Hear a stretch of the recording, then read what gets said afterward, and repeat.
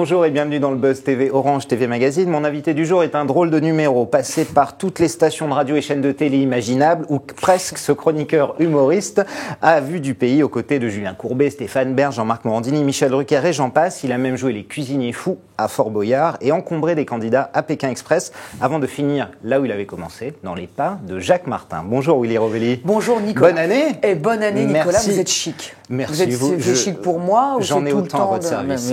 Je suis chic pour tout le monde et pour vous en particulier. J'ai parlé de votre carrière dans les pas de Jacques Martin, mais c'est vrai que c'est drôle puisqu'il y a 15 ans, vous aviez participé à l'émission Sous vos applaudissements, qui était sur France 2.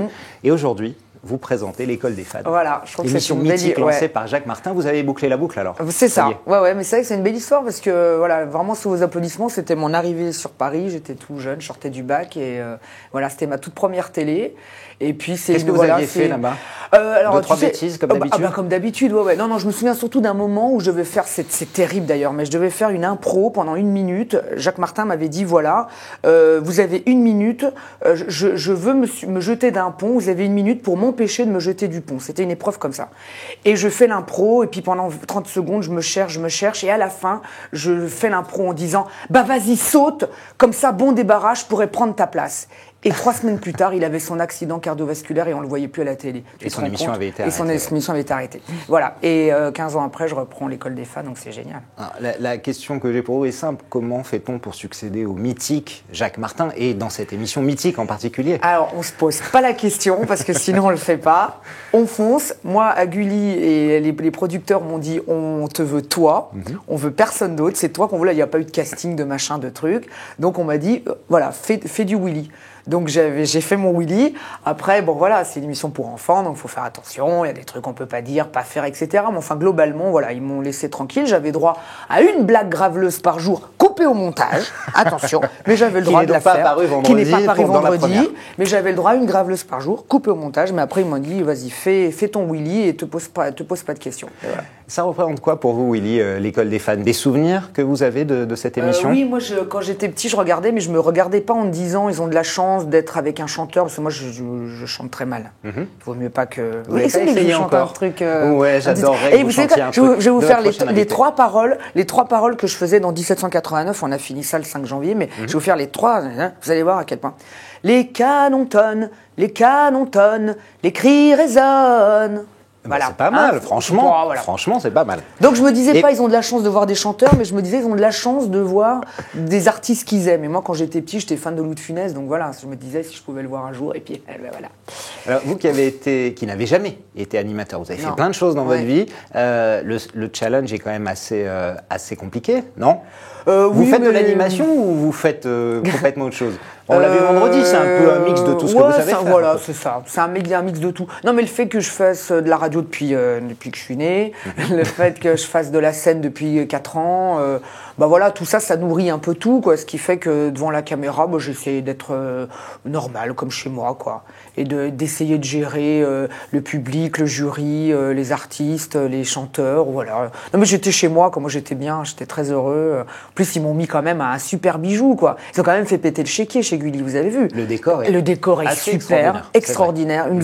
Franchement, c'est une vraie émission de télé, quoi. Une émission de télé qui pourrait être sur n'importe quelle autre chaîne, quoi. Donc on n'a vraiment pas à rougir du truc. Donc quand ils viennent comme ça avec un beau bijou comme ça, je pouvais pas arriver et faire un truc nul, quoi. Donc j'ai été très bon. Alors 350 000 téléspectateurs vous ont vu. Et félicité, c'est dans la moyenne. Vous êtes très bon sur vos cibles. Gulli vous a mis une pression d'enfer ou pas? Est-ce que c'est comme Sophia Aram aussi dans 3-4 émissions, c'est pas bon, vous dégagez? Non, je vais faire mieux que Sophia Aram. Déjà, je fais mieux. Elle a fait des points à 400. Dans ces chiffres. Alors, on va dire ça. Alors, ricanez pas. Non, honnêtement, ils m'ont rien dit, mais voilà, c'est vrai que j'aimerais bien que ça marche, quoi. Déjà pour eux. Voilà, pour que ce soit une manière pour moi de leur dire c'est cool, vous m'avez fait confiance et voilà, je vous ai pas trahi en fait. Et puis voilà, et puis j'aimerais bien que les gens voient l'émission parce qu'honnêtement, c'est vraiment une belle émission. Je sais que ça va faire très Miss France ce que je vais dire Nicolas, mais tant pis, j'assume. Allez-y. Vous savez, la guerre, c'est moche, les enfants malades, c'est pas terrible. Et dans cette émission, il y a beaucoup d'amour et c'est bien l'amour de temps en temps.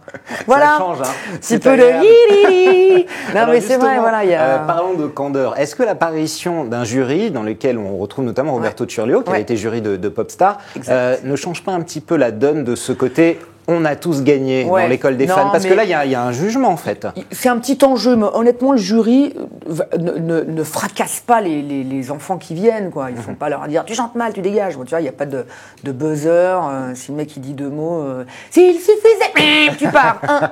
Tu vois, non, voilà, il n'y a pas de ça. Les enfants chantent et après, ils émettent un avis, une critique. Il faut savoir que dans les 3 jurys, par exemple, il y a Laurence Guillet, qui est une directrice de casting, qui caste depuis des siècles des enfants pour des films, des comédies musicales, des émissions, etc. Donc, il y a certains, elle les a vus grandir, ils avaient 4 ans, 6 ans, 7 ans. Donc, elle donne aussi un jugement sur, ah bah tiens, disons, t'as bien progressé que l'année dernière. Enfin, voilà. Et donc, c'est plus un avis. Après, l'enjeu, il est pas, voilà. C'est plus un coup de cœur qu'autre chose. C'est plus un coup de cœur. D'ailleurs, on les appelle comme ça. Moi, j'ai tenu à les appeler coup de cœur et pas gagnant ou je sais pas quoi. C'est notre coup de cœur du jour et voilà quoi. Et le fait d'avoir des candidats qui sont quand même un peu plus âgés, ils ont entre 10 et 15, c'est des préados, voilà, jeunes ados. Ouais. Est-ce que ça fait pas basculer un peu le côté école des fans vers un télécrochet, on va dire, un peu plus classique? Ouais, c'est un petit peu ça. C'est un petit peu la nouvelle star des ados, quoi. Voilà.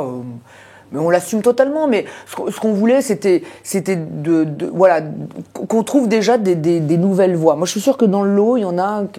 Plus tard, on se dira, tiens, il est pas mal. Comme Vanessa Paradis qui était passée dans l'école des fans. Non, ce qui m'angoisse plus quand on reçoit des ados, moi je m'en fiche que ce soit des ados et plus des enfants. Ce qui m'angoisse, c'est qu'ils sont tous plus grands que moi.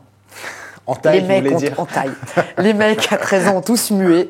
Et mon problème, il est là. C'est juste un peu une honte que je me prends systématiquement dans l'émission. Parce qu'en fait, avec votre voix de cartoon, vous faites plus jeune qu'eux. C'est ça.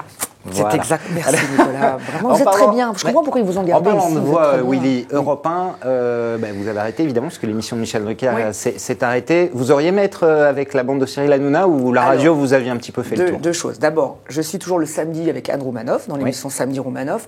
Après, Cyril Hanouna, non. Voilà. D'abord parce que j'ai passé 2 ans extra avec Michel Drucker, vraiment, et je vais faire un peu de lèche, mais tant pis.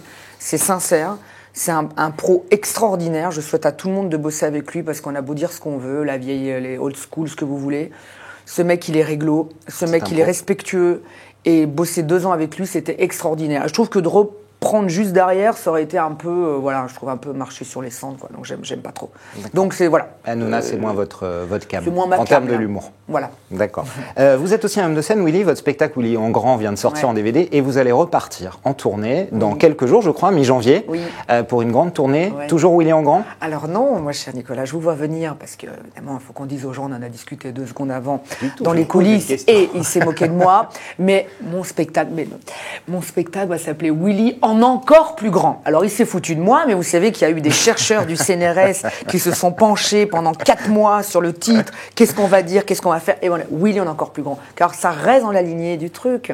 Le complexe de Napoléon, on appelle ça, c'est ça, non? C'est ça. Faites le malin, Donc vous repartez dans toute la France, avec ce spectacle qui a cartonné. Dans le monde entier, parce que j'allais en Suisse, en Belgique. Taisez-vous. Fort Boyard saison 2, c'est acté? Vous y serez? Alors, écoutez, j'ai rien signé, j'ai rien fait, mais je sais que dès qu'on a tourné les épisodes au mois de juin, avant même que les émissions soient diffusées, il m'avait déjà dit, j'espère que tu reviens l'année prochaine. J'avais fait un peu genre, tu sais, je ne sais pas, tu sais, pour qu'on me désire et qu'on mette quelques zéros sur le J'ai fait ma diva un peu, en me disant... Et puis en fait, non, je vais y retourner, parce que je me suis régalée. Et puis être sur le fort, c'est Disneyland là-bas. Vous allez sur le fort. Vous êtes déjà venu sur le fort, mon petit lapinou? Faut revenir. Faut revenir, mon petit lapin, parce que c'est extraordinaire. Et donc je vais y retourner. En plus, l'année prochaine, Fort Boyard fête ses 25 ans d'existant, donc c'est quand même pas mal.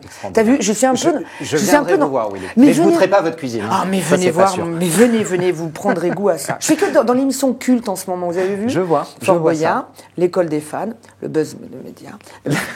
Ça, c'est bien. Merci de nous dire que nous sommes cultes. Willy, pour finir, on passe à notre séquence Je regarde ou je zappe. Je vous donne un programme en cours à venir. Vous me dites si vous regardez ou si vous zappez. Nouvelle star, D8. Je regarde pas.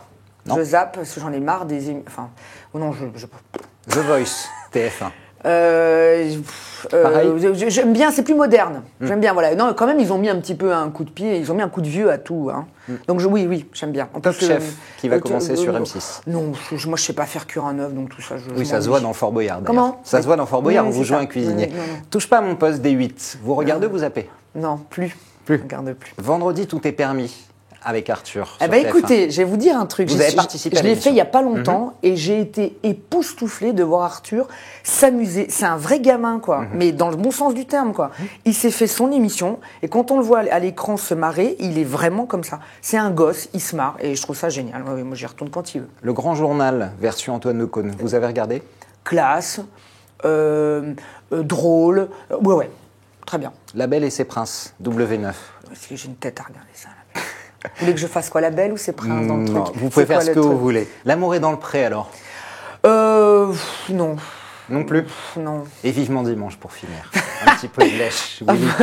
Ouais, non, Oui, mais- vous regardez tous les Bah, dimanches, mais avouez-le. Michel, c'est Michel. Ouais, Michel, c'est Michel. Voilà. Ah bien, un jour, j'aimerais bien être dans son canapé rouge. Bah arrêtez, tout le monde a envie d'y aller. Faut arrêter le Bien baratin. sûr. Merci beaucoup, Willy Rovelli. Je Merci vous d'être en venu prie. nous voir. Je rappelle qu'on vous Merci à retrouve donc vous. chaque vendredi à 20h45 en prime time sur Gulli pour l'école des fans, nouvelle génération. Voilà. Et sur scène, votre one-man show en tournée à partir de mi-janvier. Willy Rovelli En en encore encore plus plus grand. Merci beaucoup. Le Buzz TV revient demain. Nous recevrons l'animateur de The Voice, Nico Saliagas. Merci de votre fidélité.